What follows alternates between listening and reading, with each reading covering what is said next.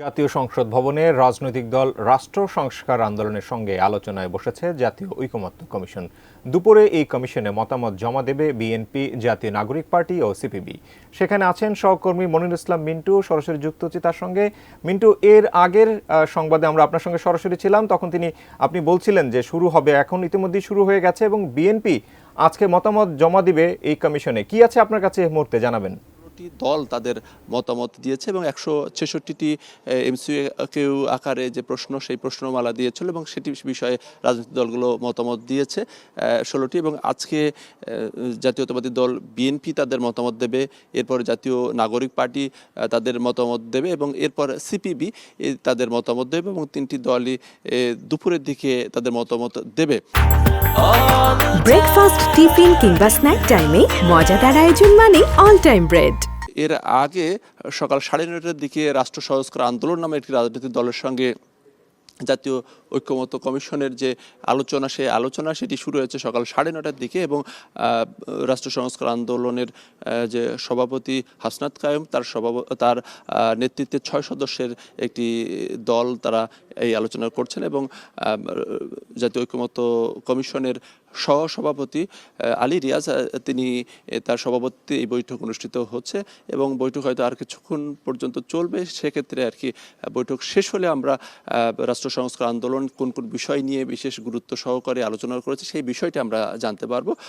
তবে আপনি জানেন যে 5টি বিষয়ের উপর রাজনৈতিক দলগুলোর যে সুপারিশ মতামত চাওয়া হয়েছে, এটি হচ্ছে যে সংবিধান এবং বিচার ব্যবস্থা, সেই সঙ্গে নির্বাচন, দুর্নীতি দমন কমিশন এবং জনপ্রশাসন। এই বিষয় মূলত আসলে এই 5টি বিষয়ের উপরেই রাজনৈতিক দলগুলোর কাছে 166টি প্রশ্নের মতামত সেটি জানতে চাওয়া হয়েছে এবং 16টি দল তাদের মতামত দিয়েছে।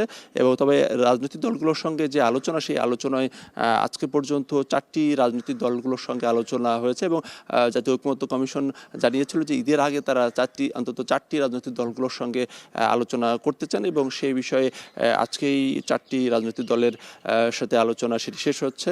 এবং এর আগে প্রথমে এলডিপির সাথে আলোচনা করেছে এবং এরপরে লেবার পার্টি গতকালকে এবং খেলাফত মজলিসের সাথেও জাতীয় ঐকমত্য কমিশন আলোচনা করেছে এবং ইতিমধ্যে বিভিন্ন বিষয় নিয়ে কিন্তু রাজনৈতিক দলগুলো আগেই বিভিন্ন মতামত দিয়েছে। বিশেষ করে গণপরিষদ নির্বাচনের বিষয়ে হচ্ছে জাতীয় নাগরিক পার্টির সেটি দাবি রয়েছে এবং তাদের দাবি রয়েছে ভোটার যে অন্তর্ভুক্তি, সেটি 16 বছর বয়সে।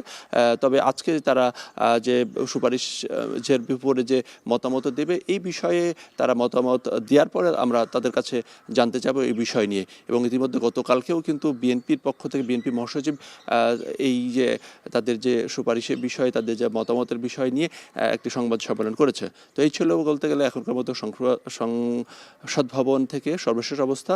জাতীয় ঐকমত্য কমিশনের সঙ্গে রাষ্ট্র সংস্কার আন্দোলনের যে বৈঠক, সেই বৈঠকটি এখন চলছে।